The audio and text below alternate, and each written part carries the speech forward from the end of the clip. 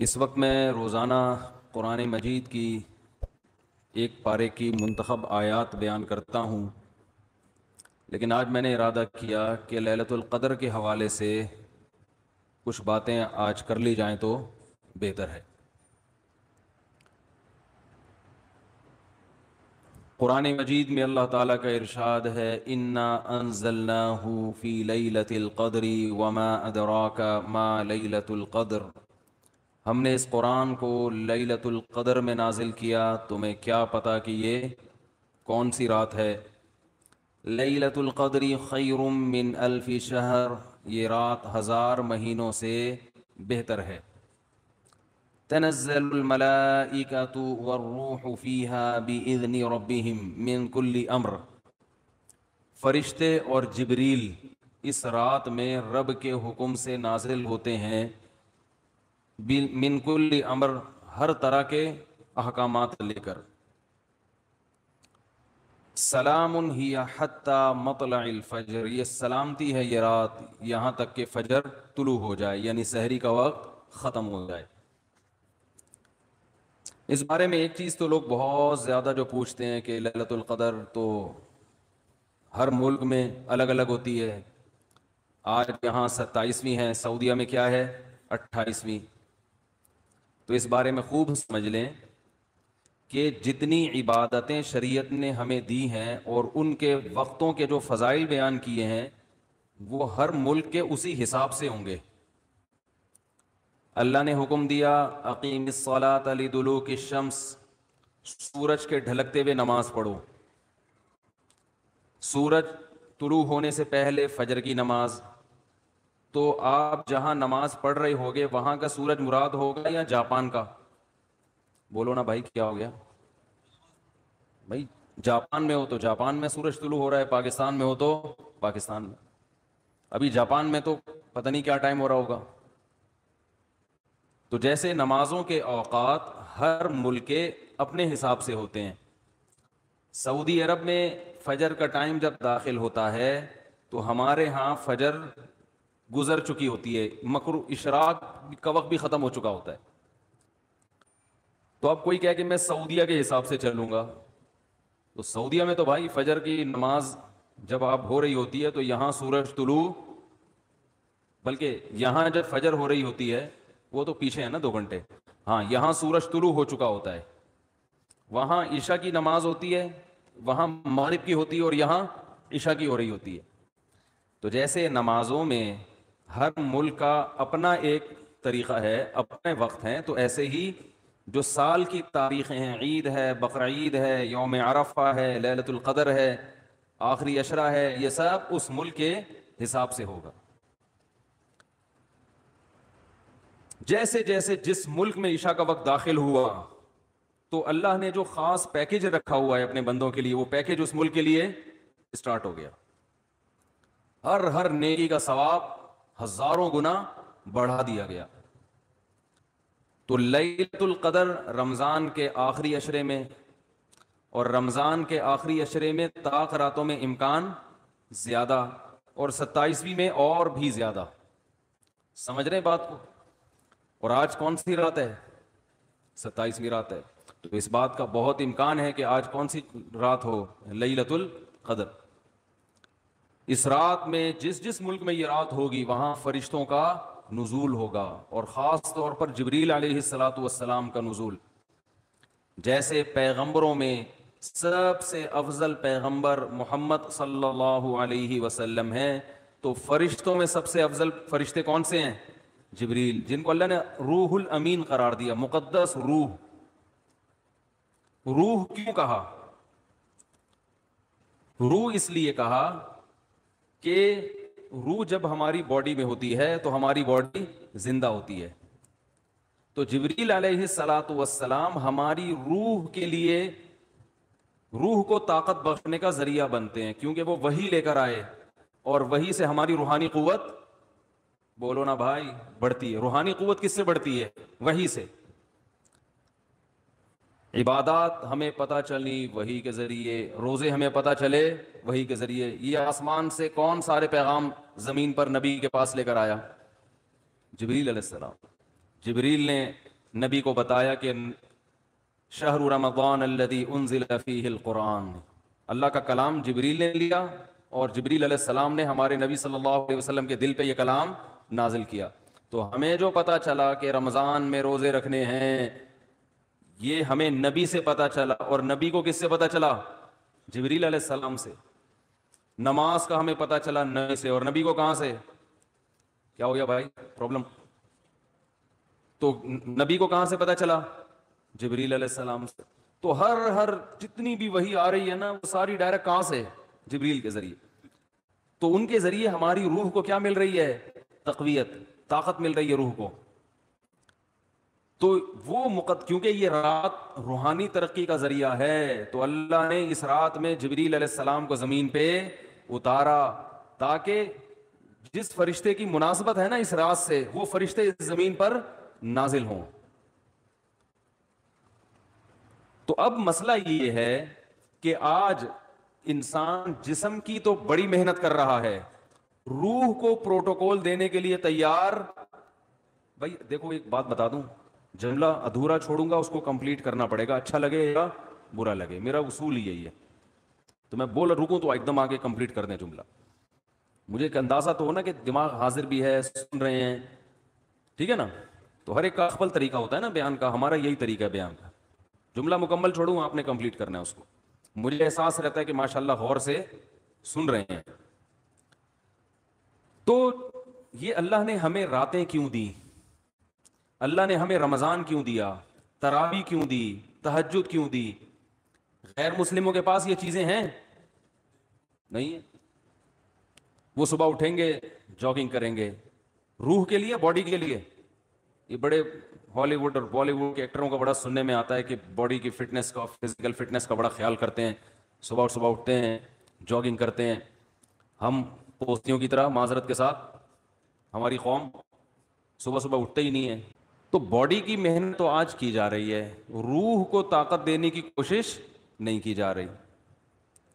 حالانکہ انسان روح اور جسم دونوں کا مجموعہ ہے.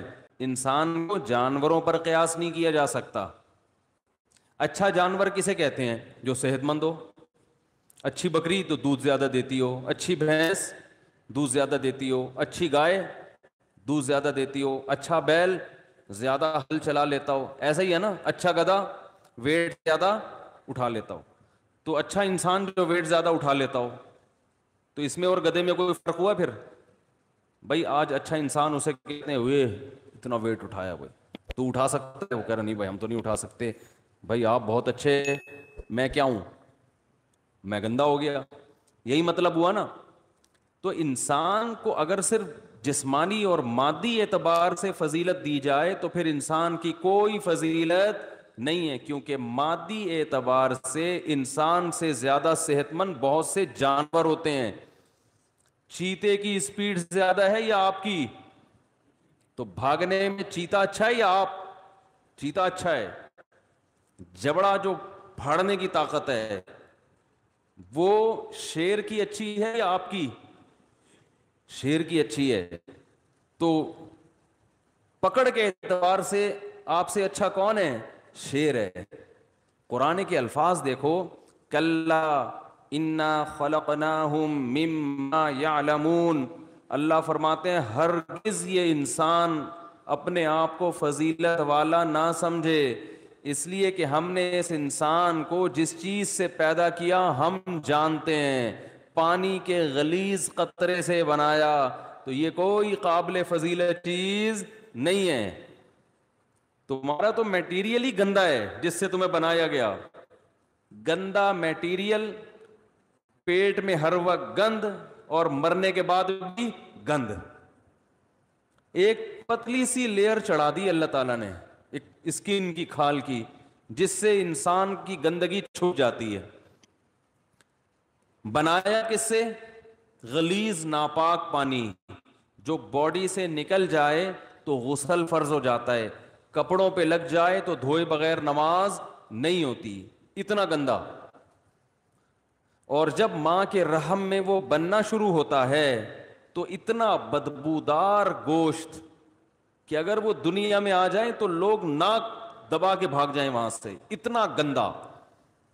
اور جب دنیا میں آتا ہے تو اندر بھی سب کیا بھرا ہوا ہے؟ بولو نا بھائی، گند. ناک جتنے سوراخ ہے نا انسان کے، کسی ایک سوراخ سے بھی کوئی مشک و عنبر کی خوشبو نہیں آتی. کان سے کیا نکلتا ہے؟ کوئی عود کی خوشبو نکلتی ہے کان سے؟ ویسے جب کانیں ہوتی ہیں نا ان سے تو پتہ نہیں کیا نکلتا ہے، لیکن انسان کے کان سے گند نکلتا ہے. ناک سے کوئی مشک و عنبر کبھی دیکھا کسی کے نکلتے ہوئے؟ بھائی ناک سڑکتا ہے تو خوشبو کے بھبوکے آتے ہیں، کبھی دیکھا؟ بول دو نا نہیں دیکھا. تو کیا ہو جا رہا ہے اس میں؟ آنکھ سے کیا نکلتا ہے؟ سے بھی گند نکلتا ہے. تھوک منہ سے اور قضائے حاجت تو گند ہی گند، ہر جگہ سے گند نکل رہا ہے. اس لیے کہ اندر ہے ہی گند، بھرا وہی گند ہے. کاٹو تو خون نکلتا ہے، وہ بھی ناپاک. کپڑوں پہ لگ جائے تو نماز نہیں ہوتی. بس ایک اللہ نے ہلکی سی نا پرت چڑھا دی ہے، ایک ہلکی سی لیئر ہے اسکن کی، جس کی وجہ سے وقار قائم ہے. جیسے گندگی کے اوپر چمکیلا کپڑا ڈال دیا جائے تو وہ گندگی دیکھنے میں خوبصورت لگتی ہے، اسے ہٹا کے دیکھو گے تو پتہ چلے گا اندر کیا ہے. اور فیوچر انسان کا یعنی پاسٹ کیسا ہے؟ پانی کا غلیظ قطرہ. پریزنٹ جو اس کی ابھی موجودہ حالت ہے اس میں بھی گند ہی بھرا ہوا ہے. ذرا سی ہوا خارج ہو جائے نا تو مجلس میں لوگ بھاگ جاتے ہیں. اور فیوچر کیا ہے؟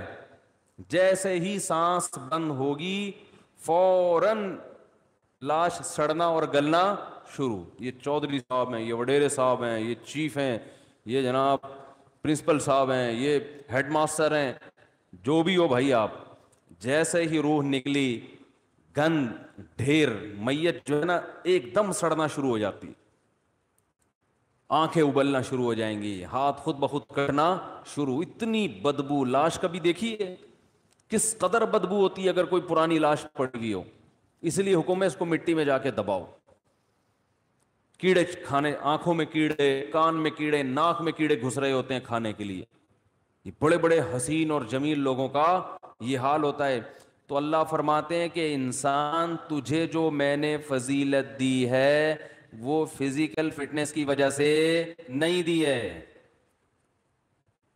اس وجہ سے نہیں دی ہے کہ تیرے پاس وسائل بہت ہیں، وسائل کی وجہ سے بھی نہیں کہ تو بڑا پیسے والا ہے. انسان کو اللہ نے فضیلت دی ہے روحانی زندگی کی وجہ سے. جس کی روح اچھی ہوگی جسم سے نکلنے والے اعمال اچھے ہوں گے. روح گندی ہوگی جسم سے نکلنے والے اعمال گندے ہوں گے. کہتے ہیں نا موسیقی روح کی غذا ہے، گندے لوگوں کی روح کی غذا ہے، اچھے لوگوں کی روح کی غذا قرآن کی تلاوت اور ذکر اللہ ہے. ہمارے حضرت جب ذکر کیا کرتے تھے نا عجیب کیفیت ہو جاتی تھی. ایک شعر پڑھا کرتے تھے، دم رکا سمجھو اگر دم بھر بھی یہ ساغر رکا، میرا دور زندگی ہے یہ جو دور جام ہے. کیا زبردست شعر ہے. اللہ کے ذکر کو نا شراب سے تعبیر کیا ہے. جیسے شرابیوں کو شراب محبوب ہوتی ہے نا، اور شراب خانے میں جب وہ جاتے ہیں، میں خانہ جسے کہتے ہیں، آواز صاف آ رہی ہے کہ نہیں آ رہی؟ میں خانے میں شرابی جاتے ہیں تو شراب کے جام چل رہے ہوتے ہیں. ادھر ایک پیا، ختم ہوا، لیا دوسرا پیا، ٹھیک ہے نا. تو جیسے شرابی کو شراب سے عشق ہوتا ہے اور وہ کہتے ہیں دم رکا سمجھو، کہہ رہے سمجھو میرا دم رک گیا، دم بھر بھی یہ ساغر رکا. ایک دم کے لیے بھی اگر یہ دور رک گیا تو میرا دم ختم، میں مر جاؤں گا، میں برداشت نہیں کر سکتا. میرا دور زندگی ہے یہ جو دور جام ہے، یہ جو شراب کا دور ہے نا یہی میری زندگی کا بھی دور ہے. میری جو میرے بلڈ کی جو سرکولیشن ہے وہ اسی سرکولیشن کی وجہ سے جو شراب کے پیالے جو گھوم رہے ہیں. تو حضرت اللہ کے ذکر کے بارے میں یہ شعر پڑھا کرتے تھے کہ اللہ کے ذکر کی ہمیں ایسی لت پڑ گئی ہے، ایسا چسکا لگ گیا ہے جیسے شرابی کو شراب کا چسکا لگتا ہے. تو حضرت بڑے مزے سے ذکر اللہ کے بارے میں یہ شعر پڑھا کرتے تھے، دم رکا سمجھو اگر دم بھر بھی یہ ساغر رکا، کہ اللہ تیرے نام کی لذت اور تیرے نام کا چسکا ہمیں ایسا لگ گیا ہے کہ دنیا کی کوئی بھی نعمت ہم سے چھین لی جائے ہم مریں گے نہیں. کوئی ہم سے تیرا نام لینا چھڑوا دے، کوئی ہماری زبان پہ تیرا ذکر کرنا ہم سے چھڑوا دے، ہم ایک سیکنڈ کے لیے بھی زندہ نہیں رہ سکتے. یہ کیفیت ہوتی ہے کس کی بھائی؟ اہل اللہ کی، جن کی روح پاکیزہ ہوتی ہے، اور جن کی روح ناپاک ہوتی ہے، جب تک وہ اداکاراؤں کے ڈانس اور ناچ نہ دیکھ لیں اور ان کے ناچ گانے کا میوزک نہ سن لیں، ان کی روح کو تسکین، بولو نا بھائی، نہیں ملتی۔ تو روح کی بات ہے، جیسے ہیروئنچی کو اور شرابی کو اس کی باڈی کو تسکین ہیروئن اور شراب سے ملتی ہے، لیکن جس انسان کو اس گندگی کی عادت نہیں ہے، اسے تسکین کے لیے شراب اور ہیروئن کا سہارا نہیں لینا پڑتا، اسے تو بدبو آتی ہے، اسے تو گھن آتی ہے۔ تو مسئلہ ہی سارا کس کا ہے بھائی؟ روح کا ہے۔ تو اللہ تعالیٰ نے جبریل علیہ الصلاۃ والسلام کے ذریعے انسان کی روح کو طاقت دی ہے۔ تو روح پاکیزہ بنتی ہے برے اعمال کو چھوڑنے سے اور عبادت کرنے سے، اور جیسے جیسے عبادت کرتا ہے انسان، روح اور زیادہ پاکیزہ ہونا شروع ہو جاتی۔ یعنی اگر آپ کی روح میں پاکیزگی نہیں ہے تو آپ عبادت شروع کر دو، پیدا ہونا شروع، اور جیسے جیسے پاکیزگی آئے گی، عبادت جو مشکل لگ رہی تھی وہ عبادت آسان ہونا شروع ہو جائے گی۔ تو آج باڈی کی طرف تو ہماری قوم کی تو نہ باڈی کی طرف توجہ ہے نہ روح کی، لیکن میں تو ان لوگوں کی بات کر رہا ہوں جو لبرل لوگ ہیں، وہ روح کو تو بالکل فوکس کرتے ہی نہیں ہے، اور ہمارے ہاں تو نہ روح کی فکر اور نہ جسم کی فکر، کسی چیز فکر لیس، ٹینشن فری زندگی۔ ٹینشن تو فری نہیں ہے لیکن فکر فری کہہ سکتے ہیں، جس کی وجہ سے ٹینشن ہی ٹینشن، کیونکہ جب نہ ادھر کے نہ ادھر کے تو پھر ظاہر ہے کھا کھا کے دھماکے سے پھٹ جائیں گے، اور روحانی زندگی کا تو بیڑا غرق۔ تو رمضان میں اللہ تعالیٰ دیکھو روح کو طاقت ملتی ہے نفس کے خلاف مجاہدہ کر کے۔ جب آپ دنیا میں دو نظریات چل رہے ہیں، جو مذہب مخالف لوگ ہیں نا، وہ کہتے ہیں انسان کی ہر خواہش پوری ہونی چاہیے، ان کی پوری دوڑ دھوپ اور قانون سازی اسی کے لیے، مکان سستا ہو جائے، روٹی سستی ہو جائے، کپڑا سستا ہو جائے، ہر ایک کا علاج فری ہو جائے، یہ ہو جائے وہ ہو جائے، جس کے جو دل میں خواہش آئے وہ خواہش پوری ہو جائے۔ اسی کو انٹرٹینمنٹ کہتے ہیں، اسی کو عیاشی کہتے ہیں۔ اسلام نے ہمیں بتایا ہے کہ تم جتنی خواہشات پوری کرو گے، ہر خواہش مزید خواہشات کو پیدا کر کے جائے گی۔ جیسے کورونا وائرس کے کہتے ہیں نا 1 سے 100 ہو جاتے ہیں، اب جس نے پہلا وائرس پیدا کر دیا یا خود بخود ہو گیا قدرت کی طرف سے، تو بس ایک دفعہ کیا، اب وہ ملٹی پلائی، بولو بھائی، ہوتا چلا جا رہا ہے نا۔ ایک خربوزے کا بیج ڈال دو، اب مزید بیج پیدا کرنے کی ضرورت نہیں ہے، وہ اسی سے خود بخود پیدا ہوتے چلے جائیں گے۔ اسی لیے شاعر نے کہا ما قضا احد منها لبانته ولن انتهى عرب الا الى عربی، کہ اس دنیا میں آج تک کسی نے اپنی خواہشات پوری نہیں کی ہیں، جس نے ایک خواہش پوری کی تو وہ ایک خواہش جب ختم ہوئی تو ہزاروں خواہشات کو پیدا کر کے ختم ہوئی ہے وہ۔ یہ جو ہمیں نظر آ رہے ہیں نا، بہت سے لوگ لائف کو انجوائے کر رہے ہیں، ان کی ہر خواہش پوری ہو گئی، اب انہیں کچھ بھی نہیں چاہیے، یا آپ کو لگ رہا ہے کہ کچھ نہیں چاہیے، آپ کبھی ان کے پاس جا کے بیٹھیں گے تو پتا چلے گا کہ جتنا ان کو چاہیے اتنا ہمیں نہیں چاہیے۔ تو اسلام نے ہمیں کچھ ایسی کام بھی بتائے ہیں جس میں ہمیں اپنے نفس کے اگینسٹ چلنا پڑتا ہے، دل نہیں چاہتا مگر اس کی مخالفت کرنی پڑتی ہے۔ دل کی خواہشات کو جتنا کچھ لیں گے، روح کو طاقت اتنی زیادہ ملے گی، اور روح کو تسکین ملتی ہے اس سے۔ تو اسلام نے ہمیں اپنے جسم کی خواہشات کو کچلنے کے لیے روزہ دیا۔ روزہ رکھو، صبح صادق سے لے کے غروب آفتاب۔ کیسا پھیکا پھیکا ہو جاتا ہے نا انسان روزے میں، مجھے تو آپ ابھی بھی پھیکے پھیکے سے ہی لگ رہے ہیں، عجیب سا نہ کسی کام کا دل لگ رہا ہے، بیٹھے ہوئے ہیں، نہ گٹکا کھا سکتے ہیں، نہ پان کھا سکتے ہیں، نہ سگریٹ پی سکتے ہیں، نہ چائے پی سکتے ہیں، نہ کھانا کھا سکتے ہیں، سوکھا سوکھا سا منہ ہوتا ہے سب کا۔ روزے کی حالت میں دیکھو سب کی حالت کیا ہوتی ہے، کسی کام میں دل نہیں لگ رہا، اللہ نے کہا بس 1 نہیں 2 نہیں 3 نہیں 4 نہیں، کتنے 29 یا 30، آسان کام تھوڑی ہے۔ پھر ہاتھ باندھ کے اللہ کے سامنے کھڑے ہو جانا، نماز میں باؤنڈ کر لینا اپنے آپ کو۔ آج دنیا میں دنیا پرستوں کے لیے سب سے قیمتی چیز ٹائم ہے۔ وہ ٹائم کہتے ہیں کہ اتنی دیر ہم مسجد میں اللہ کے سامنے ہاتھ باندھ کر کھڑے رہیں، اس سے ہمیں ملتا تو کچھ بھی نہیں ہے، تو یہ تو ٹائم ویسٹنگ ہے۔ تو اللہ نے کہا کہ کرو یہ کام، تمہارا دل نہیں چاہتا مگر تمہیں کرنا پڑے گا۔ تو جب انسان بار بار بار بار اپنی خواہشات کے اگینسٹ چلتا ہے نا، تو اس کی روح کو طاقت ملنا شروع ہو جاتی۔ اتنی روحانی قوت اتنی روحانی قوت اس کے اندر پیدا ہوتی ہے, وہ کچھ کر کے دکھاتا ہے جس کا لوگ تصور نہیں کر سکتے تھے. یہ جو اسلاف کے واقعات ملتے ہیں, عشاء کی نماز میں کھڑے ہوئے اور فجر تک نماز پڑھتے رہے, یہ تو تواتر سے ثابت ہے. بعض لوگ اس کا مذاق اڑاتے ہیں کہ یہ ممکن نہیں ہے, اور بعض کہتے ہیں وہ حدیث میں تو آتا ہے کہ جس نے ایک دن میں 3 دن سے کم میں قرآن ختم کیا اس نے سمجھا ہی نہیں. اس حدیث کا مطلب کیا ہے وہ میں کسی اور موقع پہ بتاؤں گا, ورنہ وہ سارا موضوع چینج ہو جائے گا. اسلاف سے, صحابہ سے تواتر کے ساتھ ثابت ہے کہ ایک ایک رات میں ایک ایک رکعت میں پورا قرآن ختم کیا انہوں نے. حدیثوں کا مطلب جو ہے نا, پروفیسروں سے مت پوچھو, یہ صحابہ اور تابعین سے پوچھا کرو کہ کون سی حدیث کا کیا مطلب ہے. حضرت عمر رضی اللہ تعالیٰ عنہ نے حضرت عثمان کی طرف ایک دن اشارہ کر کے فرمایا کہ مجھے اس شخص سے محبت کیوں نہ ہو, یہ وتر کی ایک رکعت میں پورا قرآن پڑھ لیتے ہیں. وتر کی جو تیسری رکعت ہے نا, اور حجر اسود کے سامنے کھڑے ہوتے ہیں اور پوری رات ایک رکعت میں پورا قرآن. حضرت عمر کا اپنا معمول کیا تھا, فجر میں اتنی لمبی نماز پڑھاتے تھے, آج تو ہم افورڈ ہی نہیں کر سکتے. صبح صادق کا وقت جب شروع ہوتا تو نماز شروع کی جاتی اور سورج نکلنے سے پہلے سلام پھرتا تھا فجر کا.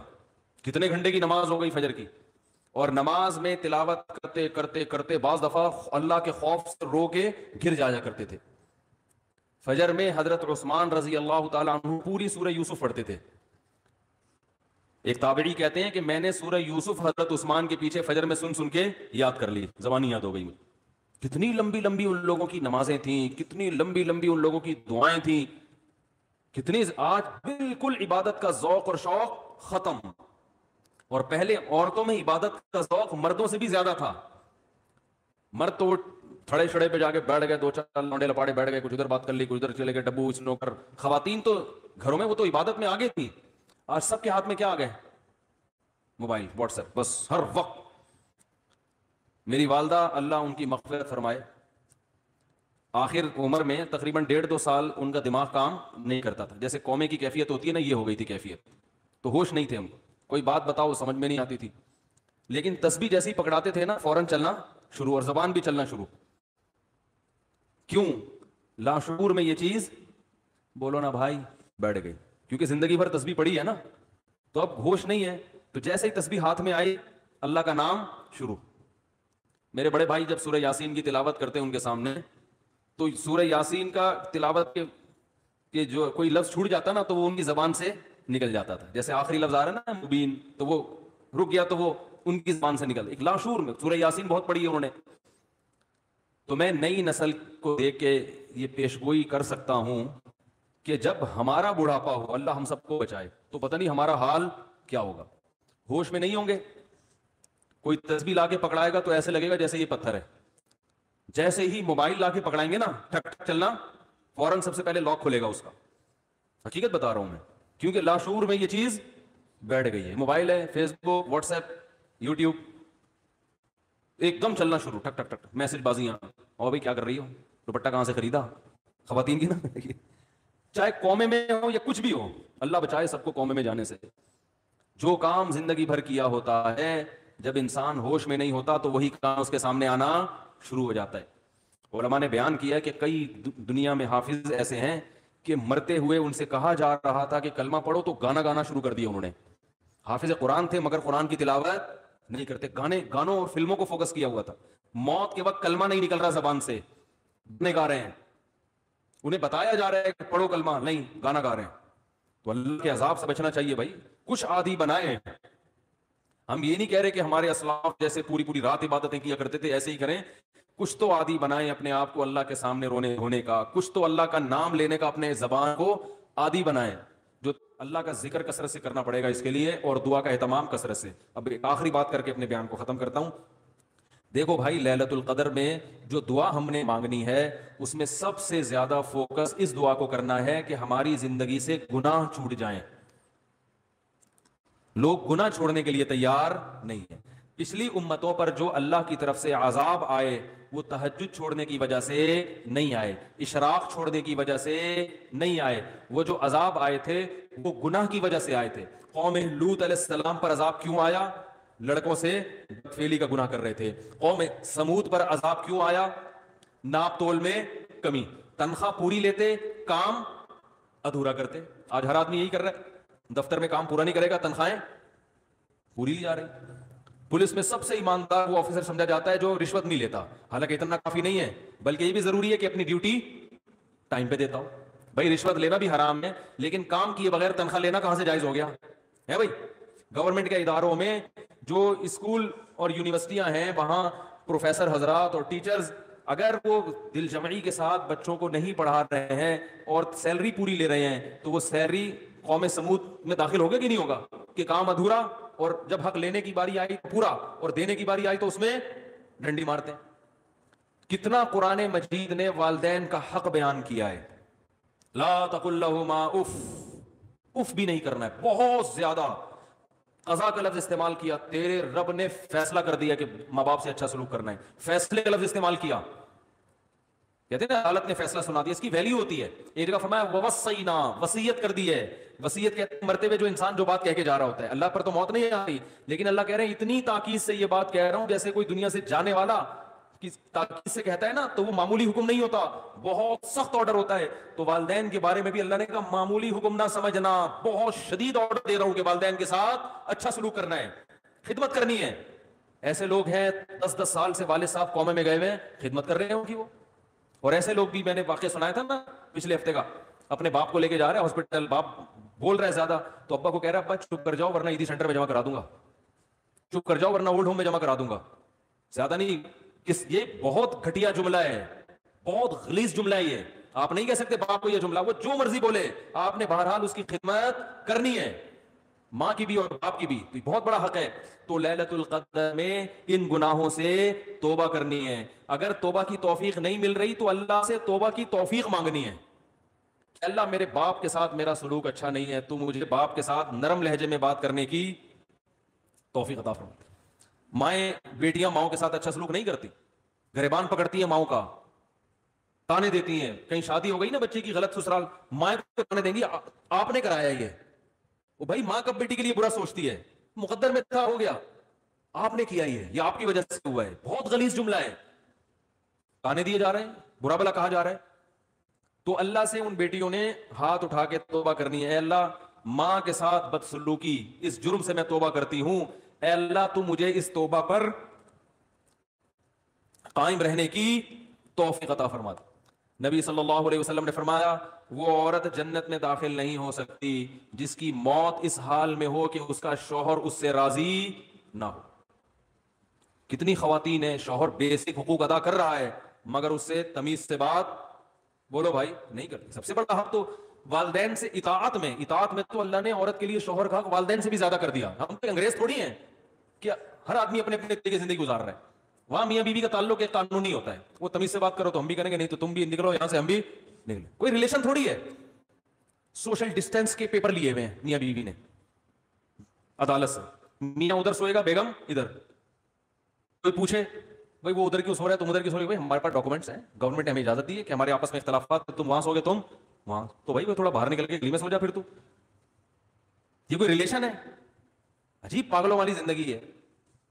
तो कुत्तों को गले लगा रहे हैं, इंसान इंसान से दूर, तो कुर्बानी देनी पड़ती है रिश्ते निभाने के लिए। तो शौहर का बहुत बड़ा हक है किस पर? बीवी पर। औरत को वफा करनी अपने शौहर के साथ। वो अगर घर में नहीं है, सफर पे गया है, तो खयानत नहीं करनी है।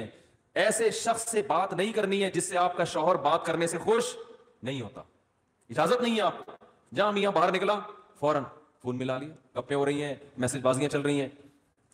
और मर्द को हुक्म है कि वो औरत कमजोर अल्लाह ने पैदा की तो उसकी कमजोरी से नाजायज फायदा बोलो भाई ना उठाए।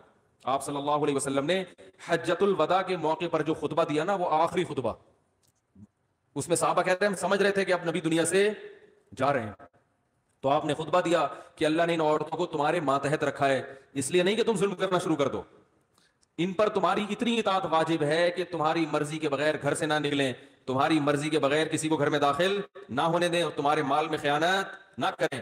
फरमाए इसके बाद तुम्हारे हुकूक है इनके ऊपर, तुम पर हुकूक है इनके। वो क्या है कि जो खुद खाओ वो इनको खिलाओ, जैसा खुद पहनो वैसा इनको पहनाओ।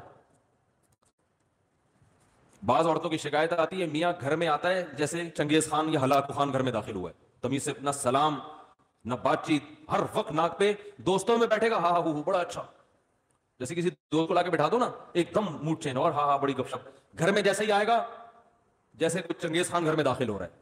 تو آپ صلی اللہ علیہ وسلم جب گھر میں آتے, امی عائشہ فرماتی ہیں مسکراتے ہوئے چہرے کے ساتھ, مسکراتے ہوئے داخل ہوتے تھے.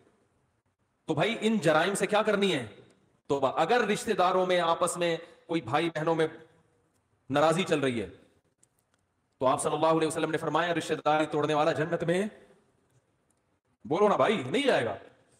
سگے بھائی سے ناراضی ہے, سال ہو گیا, 2 سال ہو گئے, بھائی بھائی سے بات نہیں کر رہا, بہن بہنوں میں لڑائی ہوئی ہے, وہ بھائی سب الگ الگ شادی ہو گئی, الگ الگ رہ رہے ہیں, لڑکے کیا کرنا ہے, تم پہل کر کے دوستی کر لو. یا تو ایک ساتھ رہ رہے ہوتے ہیں نا, ہر وقت چپکے ہوئے پھٹے ہو رہے, تو ہم پھر خود ہی کہتے ہیں کہ سائٹ سوشل ڈسٹینس کا جو ہے نا سرٹیفکیٹ بنوا لو, پھر ہم خود مشورہ دیتے ہیں. جب الگ الگ ہے, وہ بہن اپنے میاں کے ساتھ رہ رہی ہے, وہ بھائی اپنی بیگم کے ساتھ الگ رہ رہا ہے, پھر کیوں لڑ رہے ہو؟ اگر لڑائی ہو گئی ہے سوری کرنے میں پہل کر لو. بھائی اس کی غلطی نہیں بھی آپ کی ہے تو آپ معافی مانگ لو گے تو ثواب ہی ملے گا نا. لوگ کہتے ہیں میں نیچے میں چھوٹا ہو جاؤں گا, تو نبی نے فرمایا من تواضع للہ رفعہ اللہ, جو اللہ کے لیے جھکتا ہے اللہ اسے اٹھا لیتے ہیں, بلند کر دیتے ہیں. تو رشتہ داری جوڑنے کے لیے اپنے خونی رشتوں کو ہدیہ دینا سیکھو. خونی رشتوں, پیسے, سمجھ رہے ہو, دعوتوں سے دوستی نہیں ہوتی. لوگ کیا کرتے ہیں, آج بہن کو عید پہ ہم نے دعوت پہ بلا لی, بہت اچھی بات ہے, بلائیں بہنوں کو, اصل چیز ہے کیش. یہ دینا چھوڑ دیا کیونکہ اس سے جان نکلتی ہے. پیسے نہیں دیے جاتے آج. منتیں مانیں گے روزے کی, منتیں مانیں گے نمازوں کی, صدقے کی منتیں مارکیٹ سے شارٹ. ٹھیک ہے نا, اے اللہ میرا یہ کام ہو جائے تو اتنے روزے رکھوں گا, خواتین بھی مانو اتنے روزے رکھوں. پہلے صحابہ جو منتیں مانتے تھے نا, وہ یہ کہ میرا یہ کام ہو گیا تو اتنے پیسے صدقہ کروں گا. پیسے مارکیٹ سے کیا ہو رہے ہیں کہ اللہ تو میرا سارے بھی کام بنا دے, پیسے جیب کے, کام ہی یہی ہے کہ پیسے بچ جائیں, یہی تو کام ہے. تو وہی کام میں کیسے قربان کر دوں؟ تو رشتہ داروں کو پیسے دیا کرو, پیسے روکڑا, سمجھ رہے ہو. بھائی کو لفافے میں ڈال کے $1 دو, یہ ہدیہ ہے آپ کو. اگر وہ اپنی توہین محسوس کرتا ہے, چھوٹا بھائی مجھے کیوں ہدیہ دے رہا ہے, سائٹوں سے بھجوا دو. کسی دوست کو بولو یہ تم دے دینا, میرا نام نہیں آنا چاہیے. نہیں آ رہی میرا خیال بات. بہنوں کو ہدیہ دے دیا کرو. زکات دے رہے ہوتے ہیں بہنوں کو, ٹھیک ہے, زکات بھی دینا جائز ہے, ثواب ملے گا, لیکن زکات دینے کا مقصد ہوتا ہے کہ اب اپنی ذمہ داری ہماری کیا ہو گئی پوری. بھائی زکات تو غریبوں کا حق ہے, بہن غریب ہے تو ایک تو اس لحاظ سے, لیکن بہن کا حق تو اس لحاظ سے بھی ہے کہ وہ بہن ہے, اس کو تو زکات کے علاوہ بھی دو نا بھائی. تو خونی رشتوں کا جو حساب کتاب ہے وہ کیا ہو رہا ہے, ختم. ایک بات میں خواتین سے کہتا ہوں, آپ کے بچوں پہ اگر آپ کا دیور ہاتھ اٹھائے تو آگے سے بولا مت کرو. بچے پہ باپ کا بھی حق ہے, چچا کا بھی حق ہے تربیت میں. وہ بھی تو لگتا ہے نا کچھ.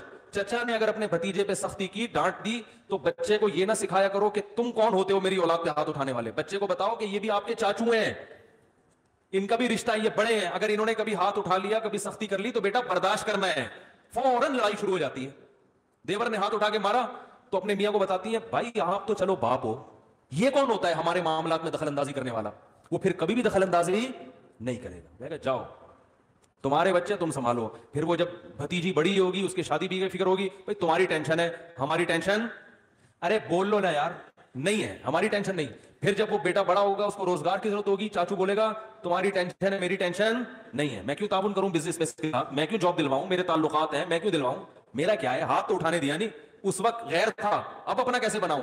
ہم تو بھائی اپنے باپ سے بھی پٹے ہیں الحمدللہ, ابا سے تو بہت ہی پٹے ہیں, تمیز سے, طبیعت سے, اما سے بھی پٹے ہیں, بھائیوں سے بھی پٹے ہیں. اور ہمارے بچے ہیں, ہمارے بھائی ان کو ڈانٹ دیں, ہم نے تو کبھی نہیں کہا کہ بھئی کیوں. ہم تو کہتے ہیں آؤ کبھی ڈانٹو کبھی پیٹو. اپنے بھائیوں کو ہمارا ابھی بھی بیان سنو گے تو بھائی کبھی کٹ لگائیں یار بچوں کی, ہمیں بھی اچھا لگے گا, بچوں کو احساس ہوگا بھائی یہ بھی کچھ لگتے ہیں. تو خواتین سے محبت کی کا حکم ہے, ان کو باپ بنانے کی اجازت بولو بھائی نہیں. اگر آپ کی بیوی آپ کے بھائی کو بچوں پہ سختی کرنے یا نصیحت کرنے نہیں دے رہی تو بیگم کو بتاؤ بیگم اس میں تمہارا نقصان ہے, اس سے ریلیشن کیا ہوگا, کمزور, ریلیشن کمزور ہو جائے گا. اس سے کل میں زندہ رہتا ہوں نہیں رہتا کس کو پتا ہے, میں مر جاتا ہوں تو یہی باپ بن کے پالے گا اس کو. بھائی پالتے ہیں نا, چچا ہی تو پالتے ہیں پھر. تو اسی طرح ماموں ہے, ہم تو بھائی اپنے ماموں سے تک ڈانٹ کھاتے ہیں, اب تک ڈانٹ کھاتے ہیں. کبھی ہمارے ماموں نے آگے ڈانٹا ہو تو ہمارے ابا کو شکایت نہیں, ابے تم کون ہوتے ہو آگے سر ہیں, میرے بچے ہیں سسرال کا, میں اپنے سسرال کی انٹرفیئرنس برداشت نہیں کروں گا. یہ اب کے ڈائلاگ ہے, پرانے زمانے میں اس کو بد اخلاقی سمجھی جاتی تھی, بدتمیزی سمجھا جاتا تھا اس کو. کیسے سمجھائیں بھائی, کاش پولیس کی سمجھ میں آ جائے تو پھر پولیس سمجھائے گی آپ کو, لیکن ان کو بھی سمجھانا بہت مشکل. تو ماموں بھی بڑا ہے بھائی, وہ آپ کی ماں کی طرف سے بڑا ہے نا. ماموں نے آگے بھانجوں پہ ہاتھ اٹھا لیا تو شوہر بچوں کے باپ کو تکلیف ہو کہ تمہارے بھائی میرے بچوں پہ سختی کیوں کر رہے ہیں. بھائی تمہارے بھائی اس کے بچوں کے ماموں لگتے ہیں, تو ماموں کا حق ہے کہ بھانجوں کو سلواتیں سنائے, ڈانٹے. پٹھانوں میں ایک چیز بڑی اچھی ہے, کوئی بھی کوٹ کے چلا جائے, خاندان میں سب کو کیا ہوتی ہے, ٹائٹ ہے, فیملی ریلیشن بڑا مضبوط ہے. آپ کے پی کے جائیں پشاور اور یہ سوات وغیرہ, میں تو جاتا رہتا ہوں نا.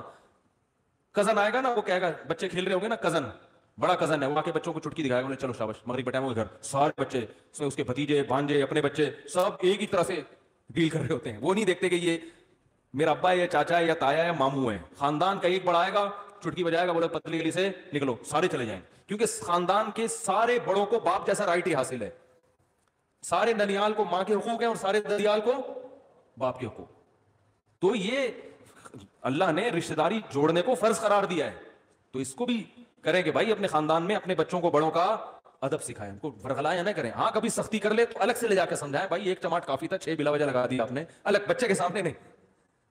ایک تھپڑ تھا, چلو 2 بنتے ہیں, آپ بلا وجہ کوٹے جا رہے اس سے تو بد اخلاق ہو جائے گا, تو سائڈ پہ لے جا کے چھاؤں میں آ کے ٹھیک ہے بھائی. بچے کو تو ہم یہی کہیں گے کہ 6 مارے, 6 اور مارنے چاہیے تھے, لیکن آپ تھوڑا سا خیال کرو. تھپڑ پہ آپ کا ہاتھ بھی دیکھو کتنا بڑا ہے. بعض لوگوں کا تھپڑ اتنا بڑا ہوتا ہے, وہ ایک لگے نا تو پورا چھپ جاتا ہے. تو تمیز الگ سے, سامنے نہیں. تو رشتہ داری توڑنے کا جرم ہمارے معاشرے میں ہو رہا ہے. بینکوں میں سود لینے کا جرم ہو رہا ہے, سودی بینکوں میں سودی ملازمت کا جرم ہو رہا ہے, رشوت لینے کا جرم ہو رہا ہے, لڑکوں سے بدفعلی, لڑکیوں سے حرام دوستیاں, زنا, یہ سارے ہمارے معاشرے کے جرائم ہیں. یا تو بھائی انگریز بن جاؤ, انگریز کے ہاں کوئی لیلۃ القدر نہیں ہوتی, نہ کوئی توبہ طائب, کچھ بھی نہیں ہوتا. ان کے لائف کو انجوائے کرو, انٹرٹین کرو, مزے اڑاؤ اور پتلی گلی سے نکل لو. ٹھیک ہے. تو اگر یہ نظریہ ہے تو جتنی ٹینشن مذہب کی لی ہوئی ہے اتنی ٹینشن لینے کی بھی ضرورت نہیں. پھر تو نہ رمضان, نہ شوال, نہ تراویح, نہ عید. پھر کیا عید چاند 29 کا ہوتا ہے, 30 کا ہوتا ہے, پھر کیا کرنا ہے جب روزانہ عید ہے نا. پھر تو کل سے ہی پراٹھے کھانا شروع کر دو دن میں. آج 27ویں رات ہے, کل 27 پر روزہ ہے, کل صبح اٹھ کے کھاؤ طبیعت سے. پھوڑو. انگریز تو سارے انگریز صبح اٹھ کے روزہ رکھیں گے, کل ہیں پھوڑیں گے, برگر کھائیں گے, پیزا کھائیں گے. ان کو تھوڑی سی ٹینشن ہے رمضان کیا ہے, شوال کیا ہے, حج کیا ہے, حج ہوگا کہ نہیں ہوگا. لوگ پوچھ رہے ہیں نا, گورے نے کبھی پوچھا حج ہو رہا ہے کہ نہیں ہو رہا, کہتے ہیں بھائی تمہاری ہڈی کا ہمارا نہیں ہے. تو یا تو مکمل گورے بن جاؤ, اور اگر مکمل گورے نہیں بن سکتے تو بھائی اگر آخرت پر ایمان ہے تو پھر بڑے بڑے جرائم. انٹرنیٹ پر بیہودہ فلمیں دیکھی جا رہی ہیں. کچھ چیزیں ایسی ہیں, بس یہ آخری بات کر کے بیان ختم کرتا ہوں, کچھ چیزیں ایسی ہیں جن کی باڈی کو لت پڑ جاتی ہے, تو ان میں صرف توبہ کافی نہیں ہوتی, کسی سے کاؤنسلنگ کی ضرورت ہوتی ہے. جیسے چرس کی عادت پڑ گئی یا ہیروئن کی عادت پڑ گئی, کسی ہیروئن جی نے ہمارا بیان سنا اور توبہ کر لی جا کے, آئندہ ہیروئن نہیں پیوں گا, تو کیا خیال ہے نہیں پیے گا آئندہ؟ وہ تو ابھی پی کے آیا تھا نا, اس لیے توبہ کر لی, ابھی تو ٹھنڈا ہوا ہے. جب ہیروئن کی طلب پیدا ہوگی تو جسم مچلے گا, چاہیے چاہیے. مفتی صاحب بیان کر رہے تھے, قرآن میں آتا ہے حرام, حدیث میں حرام, جہنم کی آگ, چولہے پہ جائے گا, آگ دیکھے گا, بڑی خطرناک ہے بھائی. لیکن جو آگ اندر جل رہی ہے, تو یہ باڈی کی ریکوائرمنٹ ہوتی ہے.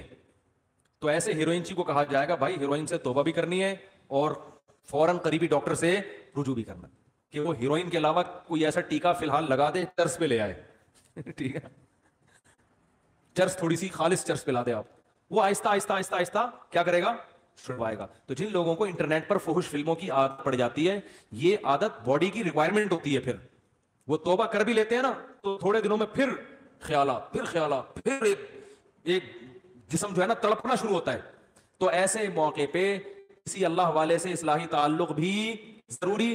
اور میں ایسے نوجوانوں کو کہتا ہوں کسی ماہر نفسیات سے بھی رابطہ کرو جو خود یہ فلمیں نہ دیکھتا ہو, کیونکہ بعض ڈاکٹر خود یہ کام کر رہے ہوتے ہیں, ان کو برائی سمجھتے ہی نہیں ہے اس کو, کہنے کیا ہے نفسیات, انٹرٹین تھوڑا سا, وہ ان کی اپنی انگلش ہوتی ہے ان کی. بعض ڈاکٹر الٹا لوگوں کو الٹے کاموں پہ لگا رہے ہوتے ہیں, کہہ رہے ہیں یار اتنا بھی اسٹریس جو ہے نا لائف میں صحیح نہیں ہے, اسٹریس کو ختم کرنے کے لیے. حالانکہ اس سے اسٹریس ختم نہیں ہوتی, اسٹریس بڑھتی ہے. جیسے کوئی کہے اسٹریس ختم کرنے کے لیے ہیروئن پی لو, پینے کے بعد تو ایسی اسٹریس ختم ہوگی کہ آپ کو لگے گا دنیا میں مجھ سے زیادہ خوش کوئی ہے نہیں, لیکن اسٹریس اس سے بڑھتی ہے, پھر اور مانگے گا اور پھر اسٹریس سے ہی مر جائے گا وہ جا کے.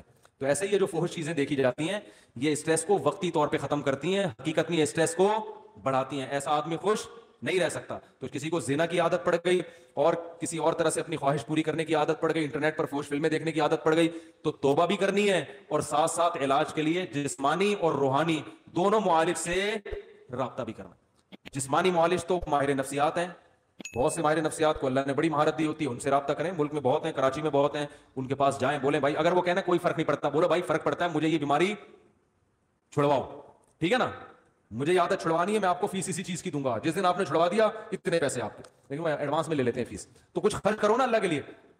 تو ماہر نفسیات کے پاس بھی جائیں اور اللہ والوں سے اصلاحی تعلق بھی قائم کریں. کسی بزرگ سے بیعت ہو ان کو بتائیں. تو آپ کو ایک نسخہ میں ویسے ہی بتا دیتا ہوں کہ کوئی بزرگ نہیں مل رہے, بزرگ بھی مارکیٹ سے شارٹ چل رہے ہیں آج کل. لوگ کہتے ہیں حالانکہ ہول سیل کے حساب سے بزرگ موجود ہیں, لیکن کسی بزرگ سے مناسبت ہونے میں ٹائم لگتا ہے. پھر بزرگوں کے پاس رش اتنا ہے کہ وہ نمبر ہی نہیں آتا لوگوں کا کہ وہ آپ کو ٹائم دے. تو اس میں پھر یہ ہے کہ اگر آپ کے ساتھ کوئی ایسا مسئلہ ہے تو بھائی کچھ علاج میں بتا دیتا ہوں. سب سے پہلا, تبلیغ میں 4 مہینے کے لیے نکل جاؤ. ایسی کی 4 مہینے تو کچھ دیکھنے کو نہیں ملے گا, اس سے نہ دیکھو جیسے گناہ کرنے کی عادت پڑتی ہے کر کے, تو چھوٹنے کی عادت پڑتی ہے چھوڑ کے. کچھ دن دل مچلے گا, جب ایک طویل عرصے تک نہیں دیکھو گے تو پھر دیکھنے کی عادت ختم. کچھ دن تو مچلے گا دل, 4 مہینے کے بعد دل کرے گا بھاگو یہاں سے میں. لیکن تبلیغ میں ایک ماحول ملتا ہے, بہت دن تک گناہ سے دور رہیں گے تو انشاءاللہ عادت چھوٹ جائے گی. واپس آئے, پھر شیطان نے برگلا کے گناہ کروا دیا, دوبارہ نکل لو. ایسی کی بولو نا, ایسی کی تیسی اس لیے کہہ رہا ہوں کہ پھر کاروبار, دکان کا ہر بھاڑ میں جائے کاروبار. پہلے انسان کا بچہ تو بنے آدمی, وہ تھوڑا نقصان کر لو کچھ نہیں ہوتا. پڑھائی اگلے سال کورونا کی وجہ سے اگلے سال ویسے ہی ہو رہی ہے نا, تو ایک اپنی اصلاح کی وجہ سے ہو جائے گی. تھوڑی قربانی دو گے تو بھائی دین آئے گا. تو تبلیغ میں بہت فائدہ ہوتا ہے. دوسرا ایک کام سمجھ میں آ گیا, یہ ان لوگوں کے لیے جن کو اصلاحی تعلق فی الحال میسر نہ ہو, ورنہ تو اصل تو یہ کسی شیخ سے بزرگ سے بیعت ہو جاؤ. دوسرا کام یہ کرنا ہے کہ اپنے آپ کو بے لگام نہیں چھوڑنا ہے. آپ نے انٹرنیٹ پر بیہودہ فلمیں, فحش فلمیں دیکھنے سے توبہ کر لی, اور کوئی برائی سے توبہ کر لی, توبہ تو لازمی کرو, صحیح ہے نا, پکی ڈھکی توبہ. لیکن ایک ارادہ کرنا ہے کہ آئندہ مجھ سے اگر شیطان نے گناہ کروایا تو یہ گناہ فری میں نہیں پڑے گا. اپنے آپ کو بولو اس کی تمہیں قیمت, بولتے کیوں نہیں, دینی پڑے گی. اور قیمت اپنے جسم کو نقصان پہنچا کے بھی, اور اپنے آپ کو مالی نقصان بھی پہنچانا. سمجھ میں نہیں آ رہی بات؟ پینلٹی لگے گی بھائی, جرمانہ ہوگا.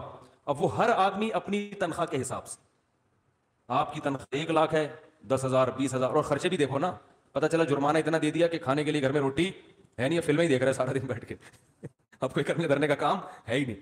اتنا زیادہ جرمانہ نہ ہو کہ بچے متاثر ہو, ان کی فیسیں ہی نہیں جا رہی, یا کوئی چھڑے چھاٹوں میں, یہ کماروں میں زیادہ ان کے تو فیسوں کے مسئلے نہیں ہوتے, زیادہ بیماری چھڑے چھاٹوں میں ہوتی ہے. اور جس چھڑے چھاٹ نے بیماری چھوڑی نہیں نا, کم وقت شادی کے بعد چھوڑتا نہیں ہے, پھر وہ دنیا چھوڑ دے گا, بیوی چھوڑ دے گا, یہ بیماری نہیں چھوڑتا وہ. تو اپنی علاج کی فکر کرو, ورنہ قبر میں بھی یہی دل چاہے گا جن کو یہ لت پڑ جاتی ہے. تو کیا کرنا ہے, اپنے آپ کو سزا دینی, مالی بھی اور جسمانی بھی. جسمانی سزا, روزہ رکھ لے انسان, بھوکا پیاسا رکھے, صحیح ہے. یا روزہ نہیں رکھ سکتا, بھائی اگر مجھ سے یہ گناہ ہوا تو میں 24 گھنٹے کے اندر اندر 50 رکعتیں یا 100 رکعتیں نوافل کے پڑھوں گا. وہ اتنے زیادہ بھی سزا نہ ہو کہ پڑھنا ہی مشکل ہو جائے, اتنی ہلکی بھی نہ ہو کہ سزا کا عنصر اس میں سے ختم ہو جائے. تو اصلاحی تعلق میں فائدہ ہوتا ہے کہ ہر بزرگ ہر ایک کے حالات دیکھ کر اس کے لیے خود سزا تجویز کرتے ہیں کہ آپ کی تنخواہ اتنی, آپ کا کم اتنے پیسے صدقہ کرو. اب آپ نے اگر کہا کہ 5 روپے صدقہ کروں گا اگر مجھ سے گناہ ہوا, تو آپ کہو گے دیکھتے رہو, شام کو 100 روپے دے دوں گا, کیا جا رہا ہے 100 روپے میں. اور آپ نے کہا 5 لاکھ صدقہ کروں گا, تو بس ایک ہی دفعہ ہوگا صدقہ, اس کے بعد دوبارہ گناہ تو ہوگا, صدقہ نہیں ہوگا. تو وہ اپنے حالات دیکھ کر, نہ اتنا تگڑا جرمانہ ہو. بھائی لائف جا رہا ہے بیان, کتنے لوگ ہیں, چلو اچھی بات ہے, کام کی بات ہے نا, لوگوں سنیں. 5,000 روپے آپ نے اپنے اوپر متعین کر لیے کہ میں صدقہ کروں گا, ایک نارمل تنخواہ والے کے لیے یہ ٹھیک ہے. پھر یہ بھی دیکھنا ہے کہ یہ گناہ بار بار ہوگا تو بار بار صدقہ کرنا ہے. تو اتنی کیونکہ ایک دم سے نہیں چھوٹتی یہ چیزیں. حوصلے والے لوگ تو ہیں کہ چھوڑا تو بس چھوڑ دیا, لیکن ایسے حوصلے والے مارکیٹ میں شارٹ ہے نا. اصل تو حوصلہ یہ چھوڑ دیا تو چھوڑ دیا, ایسی مر جائیں گے نا, کوئی بات نہیں, مر جائیں. جگر مراد آبادی شراب سے توبہ کی تھی تو بیمار ہو گئے, مرنے لگے, تو ڈاکٹروں نے کہا, حکیموں نے کہا تھوڑی سی پی لیں, انہوں نے کہا مر جائیں گے نا, تو کیا ہو گیا بھائی, جنت میں چلے جائیں گے. جب شراب سے توبہ جنت میں جانے کے لیے تو کی ہے, تو مر گئے تو اور کیا چاہیے.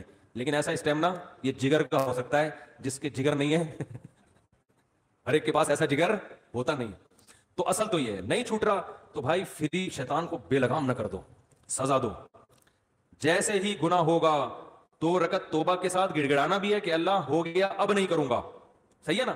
شیطان کہے گا پہلے بھی تو یہ کہا تھا اب نہیں کروں گا, دوبارہ یہی کہہ رہا ہے اب نہیں کروں گا. تو شیطان کو بولے جب اللہ توبہ قبول کرنے کے لیے تیار ہے تو تیرے پیٹ میں مروڑ کیوں ہو رہا ہے. شیطان پتہ ہے توبہ چھڑوا دیتا ہے, کہہ رہا تیرے سے تو بار بار یہی کہہ کے جاتا ہے, پھر کر لیتا ہے, تو چھوڑ اب نہیں کر. تو شیطان سے بول کہ جب گناہ کرتے ہوئے شرم نہیں آ رہی تھی حالانکہ توبہ کر کے گیا تھا نا, تو توبہ کرتے ہوئے شرم کیوں آئے بھائی؟ شرم تو گناہ کرتے ہوئے آنی چاہیے تھی کہ ابھی توبہ کر کے گیا ہوں پھر گناہ کر رہا ہوں. کرتے ہوئے شرم نہیں آ رہی, گناہ کرتے ہوئے, توبہ کرتے ہوئے شیطان جو ہے نا آپ کو شرمیلا بنانے کی کوشش کر رہا ہے. تو کیا کرنا ہے, گناہ ہو جائے تو فوراً سب سے پہلے تو 2 رکعت پڑھ کے اللہ سے معافی مانگ کے توبہ, اور فوراً اپنے اوپر جو آپ نے پہلے سے سوچا ہوا تھا, اس وقت نہیں سوچنا, پہلے سے سوچا ہوا تھا اگر یہ گناہ ہو گیا تو اتنے پیسے صدقہ کروں گا, یا نہیں اتنے پیسے بھی اور اتنے روزے بھی, یا اتنی نمازیں, جسمانی سزا میں نماز یا روزہ, اور مالی سزا میں پیسے. بعض لوگوں کی طبیعت میں سخاوت ہوتی ہے, وہ گناہ کرتے ہیں وہ پورے پیسے ہی اڑا دیتے ہیں, ان پہ پھر اس کا اثر نہیں ہوتا. لہذا ہم دونوں سزائیں بتاتے ہیں کہ جسمانی بھی ہو اور مالی بھی ہو. سمجھتے ہیں کہ نہیں سمجھتے ہیں؟ تو یہ پھر خود سے متعین کرنا ہے. اس سے کیا ہوگا کہ چپت پڑنا جب شروع ہوگی, کہتے ہیں نا آئینہ بنتا ہے رگڑے لاکھ جب کھاتا ہے دل, کچھ نہ پوچھو دل بڑی مشکل سے بن پاتا ہے دل. دل کے جب رگڑے لگتے ہیں تو آہستہ آہستہ چمک پیدا ہونا شروع. تو گناہ کے بعد جب سزا ملے گی تو پھر اگلی دفعہ گناہ کرتے ہوئے خیال آئے گا کہ یار جیب سے پیسے نکلیں گے, سوچ لے تو سارے پیسے اسی میں اڑانے ہیں کیا. لیکن ایک بات خوب سمجھ لو کہ پھر بھی گناہ ہو سکتا ہے, پھر صدقہ ہوگا, پھر گناہ ہوگا, پھر شیطان حملہ کرے گا کہ یار صدقہ کرنے سے بھی فائدہ نہیں ہو رہا, لہذا صدقہ کرنا چھوڑ دے. یہ شیطان کا حملہ ہے. فائدہ ہو رہا ہے, آہستہ آہستہ ہو رہا ہے, آپ کو محسوس نہیں ہو رہا. یقیناً جتنا پہلے کرتے تھے اس میں لازمی کمی آئے گی. سمجھ میں آ رہی ہے بات؟ کمی آنا شروع ہوگی. یہ ایسے ہی جیسے آپ کو کسی نے کہا کہ جم جاؤ, ویٹ اٹھاؤ تو طاقت آئے گی. اب آپ نے پہلے دن بٹن اٹھائے نا تنکے کے دونوں طرف. ہمارے ایک دوست تھے بہت ہی باریک سے, کہہ رہے تھے میں چاہتا ہوں موٹا ہو جاؤں. میں نے کہا جم جایا کرو, تو میرے سے وزن ہی نہیں اٹھتا. میں نے کہا لائٹ ویٹ اٹھا لو یار, 5-5 کیجی اٹھا لو. کہہ رہے نہیں 5-5 کیجی. میں نے کہا 2.5 کیجی اٹھا لو. وہ واقعی بہت باریک تھے, کہہ رہے وہ بھی نہیں اٹھتا. میں نے کہا ایک تنکا لو, ایک طرف بٹن لگاؤ, ادھر بھی بٹن لگاؤ, ادھر بھی بٹن, وہ اٹھاؤ, یہ تو اٹھ جائے گا نا. میں نے کہا خود یہ بٹن اٹھائے ہوئے کہ نہیں اٹھائے ہوئے؟ کہہ رہے یہ تو آپ مذاق کر رہے ہو. میں نے کہا آپ کون سا, آپ بھی تو مذاق ہی کر رہے ہو بھائی. کوئی تو ایک حد ایسی ہوگی جہاں ویٹ آپ سے اٹھے گا. تو یہ بٹن اٹھاؤ تنکے سے, پھر 2 بٹن لگا دو, پھر ویسٹ کوٹ کے بٹن بڑے والے لا کے لگا دو. ایک دن آئے گا انشاءاللہ بٹن کی جگہ لوہے کی پلیٹیں آ جائیں گی. تو یہ کیوں ہے؟ فائدہ ہوتا ہے, نظر نہیں, آہستہ آہستہ اسٹیمنا بڑھتا ہے. باڈی بلڈر پہلے دن اگر دیکھے گا کچھ بھی نہیں ہے, 1 سال کے بعد دیکھے گا بولے گا بھائی پہلے تو ایسے نہیں تھے. پہلے تو قمیض اتارتے تھے, ڈاکٹر کو ایکس رے کرنے کی ضرورت پڑتی نہیں تھی, یہیں سے نظر آ جاتا تھا پھیپڑوں میں کتنا پانی آیا ہوا ہے. ٹھیک ہے نا؟ تو آہستہ آہستہ ہوتا ہے. تو اسی طرح یاد رکھو, جب پینلٹی لگاؤ گے اپنے اوپر, جرمانہ دو گے, توبہ بھی کرو گے, لگے گا تو یہ کہ کوئی فائدہ نہیں ہو رہا, لیکن آہستہ آہستہ فائدہ. بھائی 10-15 سال کی عادت ہے, 2-4 سال تو لگ سکتے ہیں نا چھوٹنے میں. تو ہمت نہیں ہارنی, ٹھنی اس سے ہے دشمنی عمر بھر کی, کبھی وہ دبا لے کبھی تو دبا لے. شیطان سے پھڈا ہمیشہ کا ہے, ابھی تک تو شیطان ہی دباتا رہا ہے. آج ہم بھی ٹرائی کرتے ہیں, دبانے کی کوشش کرتے ہیں نا, ایک دن آئے گا انشاءاللہ کچھ چل دو گے شیطان. تو مایوس نہیں ہونا ہے, چھوڑنے کی کوشش بولو نا بھائی کرنی.